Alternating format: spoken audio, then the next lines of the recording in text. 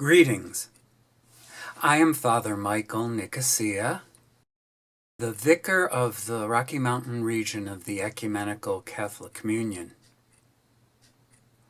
I wish to thank the Faithful Thursdays Coalition for allowing me this moment, joining their advocacy for a moral economy, equity, and the eradication of racism. This evening, we of the Catholic tradition will observe our annual celebration of Holy Thursday and recall what Jesus commanded his disciples to do at the Last Supper.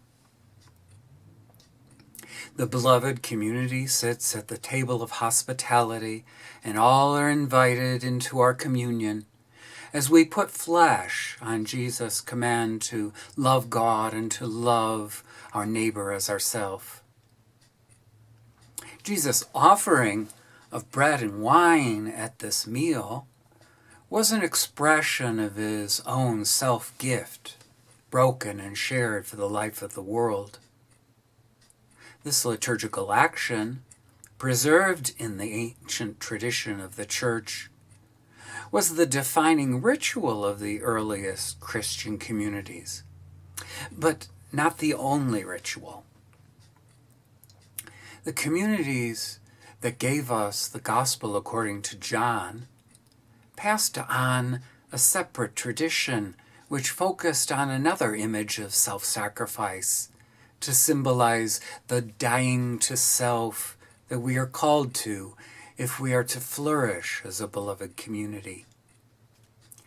Jesus rose from the meal and began to wash his disciples' feet, saying, "As I have done, so you must do."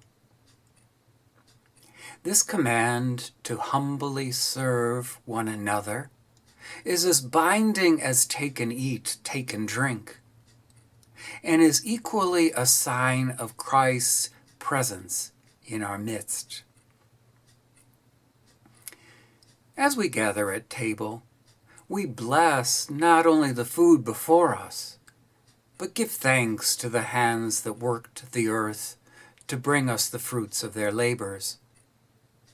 By estimates, there are currently just under 40,000 agricultural workers in Colorado. Before our state legislature is SB 2187, concerning agricultural workers' rights. I wish to thank the bill's primary sponsors, Senator Jesse Danielson, Representative Karen McCormick, and Representative Yadira Caraveo, for not only acknowledging the humble service of these workers, but for helping us to put our thanksgiving into action. The Colorado Labor Peace Act currently exempts agricultural workers and their employers from certain rights and obligations. This bill's provisions attempt to correct major inequities in our system, giving these workers the rights most of us take for granted, like the ability to form unions for collective bargaining, entitling them to have meal breaks and rest periods, and get paid for overtime. And it would no longer exempt them from state and local minimum wage laws.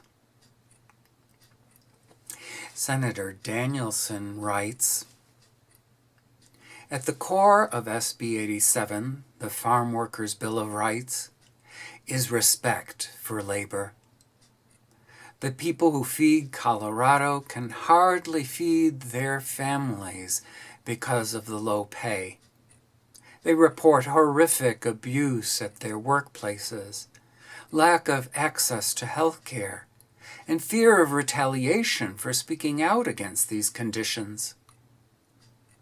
Some workers don't even get water breaks, and in a 100-degree Colorado summer drought, that's deadly. We've allowed these racist, intolerable exemptions in the agriculture industry to stand for far decades too long. We have to respect the essential workers that feed Colorado, and we start by passing SB 87. End quote. Jesus said, "The laborer deserves their wages." As members of the Faithful Thursdays Coalition, the churches of the Ecumenical Catholic Communion ask our neighbors, legislators, and the governor to support SB 2187 concerning agricultural workers' rights. These are just a sampling of the bills set before us this season, to which the washing of feet applies, so that unauthorized workers can serve society without fear and actually be able to get to their jobs.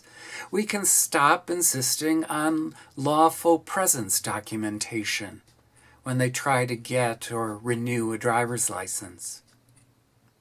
We can address the backlogs in our immigration courts by instituting a legal defense fund to cover an indigent's representation, lightening their load and lessening their weight for justice. Tending to the needs of our children, we must be willing to spend more in support of their education. We can acknowledge and serve our transgender and gender nonconforming siblings by including them in our anti-discrimination laws. Empowering those who serve and protect us, we must initiate training programs in behavioral health, rape victim and domestic violence awareness. And when we attempt to curb gun violence, yes, we look to sensible regulations to serve the common good, but we also hope to prevent suicides and mass shootings through the funding of mental health services and ensuring preventative health care coverage. Given the commandment of love and Jesus' direct command to serve one another, maybe by humbly kneeling before others, we can better appreciate their struggles and see their needs.